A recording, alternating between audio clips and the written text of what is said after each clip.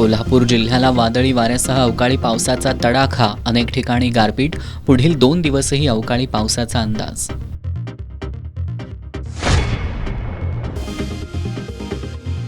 चुकीचा फेरफार दुरुस्त करण्यासाठी लाचेची मागणी करणारा सातवेचा तलाठी लाचलुचपतच्या जाळ्यात.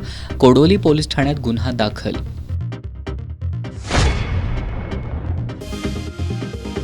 कोल्हापूर महानगरपालिकेच्या सर्वसाधारण सभेत ग्रामीण भागाला पाणी कनेक्शन देण्याच्या प्रस्तावावरून आदिल फरास आणि शारंगधर देशमुख यांच्यात खडाजंगी.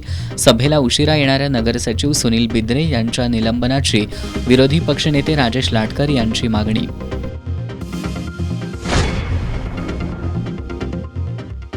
कोल्हापुरातील तावडे हॉटेल परिसरात सांडपाणी प्रक्रिया केंद्र उभारणीस महापालिकेकडून दिरंगाई होत असल्याच्या निषेधार्थ विविध संघटनांनी केलं अनोखं आंदोलन.